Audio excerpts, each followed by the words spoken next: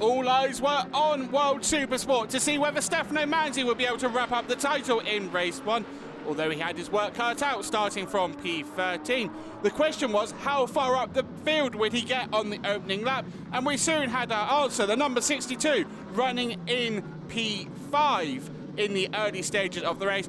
It put him in prime position to take advantage of any potential misfortune for Onchu, and the race turned into an incredible scrap for victory. Manzi bundled his way past fellow Yamaha rider Luca Mayas as he searched for a podium, while Valentin Debise was getting ahead of Alberto Sulla, who continued to impress as he stood in for Audi Mahendra. Manzi was soon ahead of the Italian, though, into the podium places with a lunge at turn 9, and this was all just in the first few laps. Debise got ahead of Onchu with 15 laps to go, with the two Yamaha riders and Debise scrapping it out for the win. Manzi getting ahead of Onchu. From the time Manzi was in the top 3 to the end of the race, there were more than 20 changes of position between the top 3.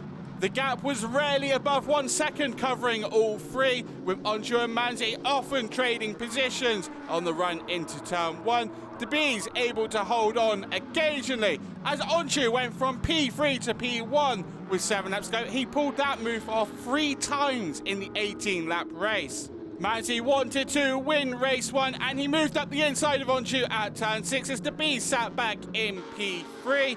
But on the run into turn 1, it was all change again, and this squabbling was allowing Philip Ertel and Alberto Sulla and Luca Mayas in the chasing pack to close the gap as Debise moved back into P1 to the delight of his team.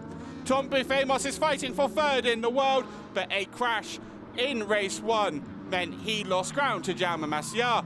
Manzi came through on Onchu at turn 1 on the final lap, looking to beat Debise on the run to the line if he could, but the gap was just too far. The number 53 Ducati rider had waited so long for a first win, and 2 came along in 2 rounds, celebrating this one as he celebrated his first. Debise back on the top step of the podium. The good news for Manzi is he goes from P5 in race 2 rather than P13, with Onchu going from the front row, Garcia leading the field. Debise followed up his race 1 win at Aragon with a podium in race 2. Will he repeat that at Estoril? Debise victorious by half a second over Manzi with Onchu in 3rd, ensuring the title fight will go to at least Sunday at Estoril. Philip Ertel was 4th, directly ahead of Luca Mayas, with Alberto Sulla coming in 6th. Jeremy Alcoba fought his way up to P7. Filippo Fariola, Leonardo Ticini, Ollie Bayliss, Corentin Perilari and Andre Vostatek were your point scorers in race 1. Josh Watley came home 21st on debut, with Tom Buffemos classified in 23rd following his crash. There were several retirements. Anna Carrasco and Matteo Ferrari both didn't finish the race, along with Marcel Schotter, Simon Jespersen and Luca Ottaviani. It was a hard weekend because yesterday morning and this morning I didn't feel comfortable with the bike, and this morning we changed the setup. But from my experience, I told the team, I think this bike with the cord doesn't work, but with the heat will be very good. And at the end, we went to the sighting lap and the bike was very good, so we didn't change nothing on the grid. And from the first lap, I felt very strong. I saw I could pull away at the beginning, but they were pushing very hard, where I was trying to keep my tire alive on the right side.